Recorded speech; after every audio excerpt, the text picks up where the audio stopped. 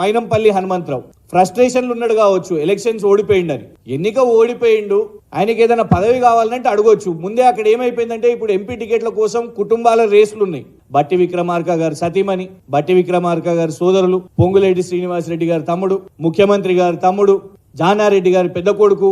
ఇది అయ్యేసరికి ఇప్పుడు మైనంపల్లి హనుమంతరావు వెనుకబడుతున్నా కావచ్చు అని ఆయన ప్రెస్ మీట్లు. పోనీ ప్రెస్ మీట్ పెడితే ఇట్లాంటి కేడీల గురించి ఇవేమన్నా మాట్లాడతారా అంటే అది కాదు. హరీష్ రావు గారిని తిడితే న్యూస్ లోకి వస్తాం, కేటీఆర్ గారిని తిడితే న్యూస్ లోకి వస్తాం. కేటీఆర్ గారికి కేవలం ఇంగ్లీషే వచ్చంట, సబ్జెక్ట్ రాదంట.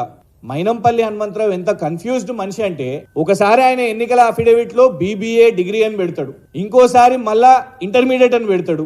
అరే పోనీ డిగ్రీయా ఇంటర్మీడియటా అని అడిగితే ఎందుకు వచ్చిన పంచాయతీ అని ఈసారి ఎన్నికల అఫిడవిట్ లో ఏ డిగ్రీ పెట్టలేదు, ఇంటర్మీడియట్ పెట్టలేదు, డిగ్రీ పెట్టలేదు. ఇంతకు ఏం చదువుకున్నాడో తెలియదు. గట్లాంటి వ్యక్తి కేటీఆర్ గారి చదువు గురించి మాట్లాడొచ్చునా? వాళ్ళ కొడుకు డాక్టర్ అనుకుంటా, ఒరిజినల్ డాక్టరో ఏం డాక్టరో మాకు తెలియదు. ట్రీట్మెంట్ ఇవ్వాలి మైనంపల్లి హనుమంతరావు అనే వ్యక్తికి, అవసరం.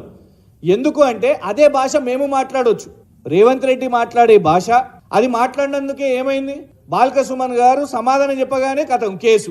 గింత పిరుకోళ్ళ గారి హరీష్ రావు గారి స్థాయే కాదు. మాట్లాడకపోయినా మాట్లాడి ఆ జీవన్ రెడ్డి గారు, ఈ మైనంపల్లి హనుమంతరావు గారు అంటే ఎక్కడ వెనుకబడిపోతుర్రో, ఏమన్నా ఎమ్మెల్సీలు కావాలనో, ఏమన్నా నామినేటెడ్ పదవులు కావాలనో, ఏమన్నా మంత్రి పదవులు కావాలనో దానికోసం వార్తల్లో ఉండాలి, రేవంత్ రెడ్డి గారి దృష్టిలో ఉండాలనే ఇవాళ ఈ స్టంటులు చేస్తున్నారు.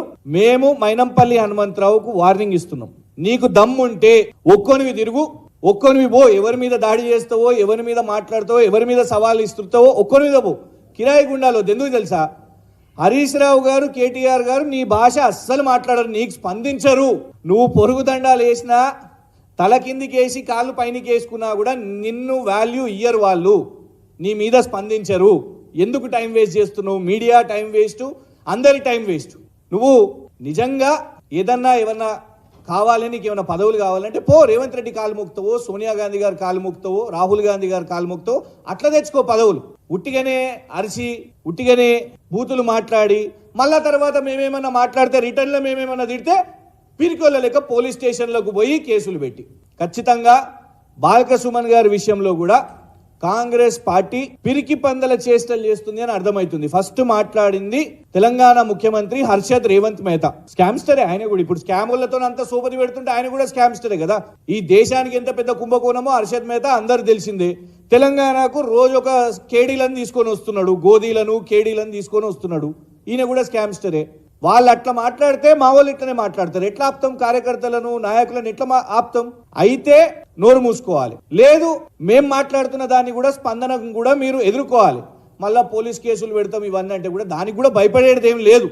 తెలంగాణ సమాజం చూస్తున్నది, ఓపిక పడుతున్నాం. ఇంకా మాటకు మాట జవాబు ఇవ్వచ్చు. ఒక్క బాల్క సుమన్ గారు ఒక్క మాట మాట్లాడేసరికి ఇక మంత్రులు, కాంగ్రెస్ నాయకులు, వాళ్ళ యువజన విభాగాలు బాల్క సుమన్ గారు ఫోటో పెట్టుకొని దాని ముందు ఏదో ఇక చేస్తున్నారు ప్రయత్నాలు, చెప్పులు పట్టుకొని. ఆయన అనాల్సింది అనేసి టైం మీరే వేస్ట్ చేసుకుంటున్నారు. మీరు కంట్రోల్ చేసుకోవాలనుకుంటే మీ వాళ్ళని కంట్రోల్ చేసుకోండి. సీఎం నుంచి మొదలు పెట్టుకుంటే మైనంపల్లి హనుమంతరావు లాంటి జోకర్లు మీ నోరు అదుపులో పెట్టుకోండి. లేకపోతే ధీటైన సమాధానం చెప్పగలుగుతాం. మేము కిరాయి గుండాలను పెట్టుకొని తిరిగాం. హనుమంతరావు 10 కార్లు వేసుకొని, సైరన్లు వేసుకొని కిరాయి గుండాలు ఉండరు. బీఆర్ఎస్కి నికార్సైన కార్యకర్తలు ఉంటారు. హరీష్ రావు గారు వెంటైనా, కేటీఆర్ గారు వెంటైనా, ఏ నాయకుని వెంటైనా ఇక్కడ కార్యకర్తలే ఉంటారు. తెగించి పోరాడతాం, గుండాగిరి చేయం, కానీ ఎక్కువ రోజులు కూడా సహించం.